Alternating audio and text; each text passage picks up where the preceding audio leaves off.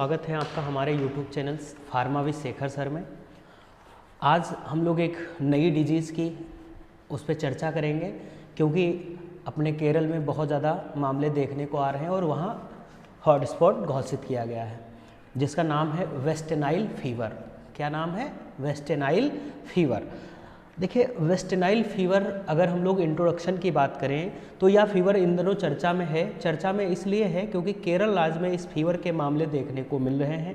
यह मच्छर के काटने से होने वाली एक वेक्टर जनित डिजीज़ है, जो वहाँ के जो स्वास्थ्य मंत्री हैं, जिनका नाम है वीना जॉर्ज, उन्होंने स्पष्ट किया है कि इस राज्य में ये वायरल संक्रमण के कई मामले देखने को मिले हैं। अब सबसे पहले बात करते हैं कि आखिर में ये है क्या, वेस्ट नाइल वायरस क्या है। देखिए, अगर देखा जाए तो ये सिंगल स्ट्रेन आरएनए वायरस जो मोस्टली पक्षियों में पाया जाता है और मनुष्यों और जानवरों के बीच संक्रमित क्लूसेस के द्वारा, मच्छरों के काटने के द्वारा फैलता है। अगर बात करें WHO की, तो WHO के अकॉर्डिंग मच्छर जब संक्रमित हो जाते हैं तब वे संक्रमित पक्षियों को खाते हैं। देखा होगा, जैसे जो पक्षी मर जाते हैं तो उस पर बहुत ढेर सारे मच्छर या मक्खियाँ बैठती हैं, तो उसके अकॉर्डिंग क्या होता है, जो पक्षी मर जाते हैं तो उस पर क्या होती हैं, बहुत ढेर सारे मच्छर बैठते हैं। वही मच्छर क्या करते हैं, इंसानों में या जानवरों को काटते हैं, तो वहाँ से उत्पन्न होता है क्या, वेस्ट नाइल वायरस। ठीक है। और अगर बात करें तो ये क्या होता है, ये मनुष्य टू मनुष्य के थ्रू बहुत कम फैलता है। ठीक है। फिर अगर बात करें, एक बहुत नाम आप लोगों ने सुना होगा, जापानी इंसेफेलाइटिस, जिसे हम लोग आमतौर पे जापानी बुखार भी कहते हैं। ठीक है। इसके जो लक्षण हैं सेम उसके विपरीत होते हैं, क्योंकि जो जापानी फीवर है वो बच्चों को इन्फेक्टेड करता था, लेकिन जो हमारा वेस्ट नाइल फीवर है ये सबसे ज़्यादा इन्फेक्टेड करता है। तो किसको करता है? वयस्कों को करता है। ठीक है।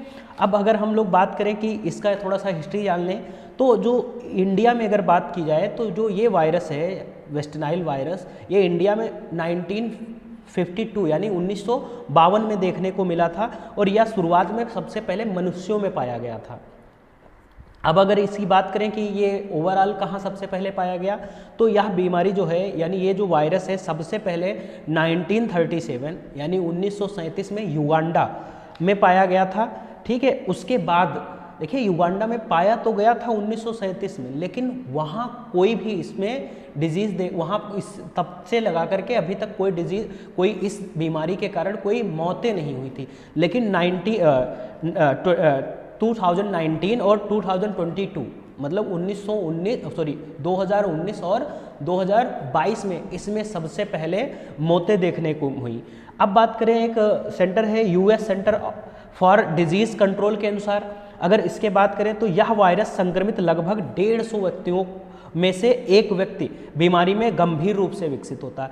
कहने का मतलब सिंपल सा ये है, यदि इस वायरस से 150 लोग पीड़ित होंगे तो उनमें से सिर्फ और सिर्फ एक इंसान होगा जो बहुत ज़्यादा क्या होगा, सीवियर कंडीशन में होगा। ठीक है। और ये ज़्यादातर जो ये मच्छर है ये हमारे सेंट्रल नर्वस सिस्टम, बोले तो केंद्रीय तंत्रिका तंत्र पर इफेक्ट करता है, जो सबको पता होता है कि कोई भी यदि वायरस या बैक्टीरिया अगर CNS पे एक्ट करता है तो बहुत ज़्यादा खतरनाक हो सकता है।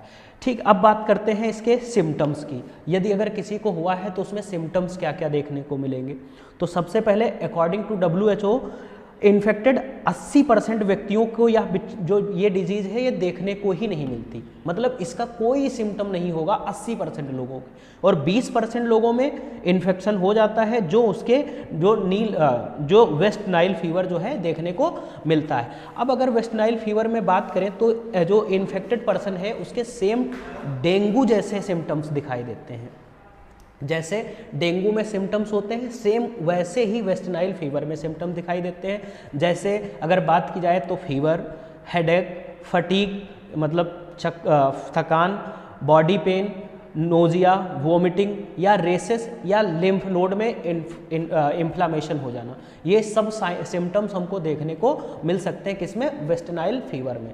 अब अगर बात करें गंभीर संक्रमण से, तो गंभीर क्या मतलब, अगर सीवियर फॉर्म में होता है तो इसमें कई न्यूरो इन्वेसिव डिजीज़ देखने को मिल सकती हैं, जैसे वेस्ट नाइल इंसेफेलाइटिस, मेनिंजाइटिस या वेस्ट नाइल पोलियोमाइलाइटिस, ठीक है, ये भी डिजीज देखने को मिल सकती है इन सीवियर फॉर्म में। अब अगर बात करें इसका, अगर किसी को हो गया है, जैसे केरल में बहुत ज़्यादा फैला हुआ है, तो अब हम उसका बचाव या उपचार क्या कर सकते हैं। ठीक, अगर उपचार की बात करें तो अभी तक इस फीवर की कोई भी वैक्सीन नहीं बनी है।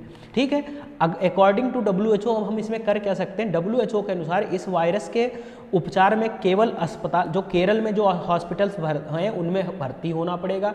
दूसरा, पेशेंट को हम लोग IV फ्लूइड्स दे सकते हैं, ऑक्सीजन एडमिनिस्टर करेंगे और इन्फेक्शन कंट्रोल यानी उसको हम लोग आइसोलेट करेंगे। ठीक है, दूसरा उससे बचा जा सकता है। दूसरा क्या है, मच्छर के काटने से बचना है, यानी अपने आप को खुद को मच्छर के संपर्क में आने से बचाना है, मच्छरदानी का यूज करना है, ऐसे कपड़े पहनने हैं ताकि मच्छर उनको ना काट पाए। और या हम लोग ऐसा भी कर सकते हैं, जैसे हमारे घरों में या गांव में या कहीं पानी भर जाता है, जमा हो जाता है, तो उस पानी को जमा नहीं होने देना है। ठीक है, अब थोड़ा सा बात करते हैं कि आपने देखा होगा, बहुत ज़्यादा देखा होगा कि केरल, ठीक है, कोविड-19 सबसे पहला केस इंडिया में कहाँ देखने को मिला, केरल। तो केरल हॉटस्पॉट होता क्यों है, तो देखिए, देखा होगा आपने निपाह की बात सुनी होगी, डेंगू, चिकनगुनिया, मंकी पॉक्स से लेकर के कोरोना वायरस और वेस्ट नाइल फीवर तक, ये सब कहीं ना कहीं केरल में ही सबसे पहले देखे गए हैं, इसीलिए केरल को हॉटस्पॉट बनाया गया है वेस्ट नाइल फीवर का। आज के लिए इस वीडियो में इतना ही, मिलते हैं नेक्स्ट वीडियो में, तब तक के लिए धन्यवाद।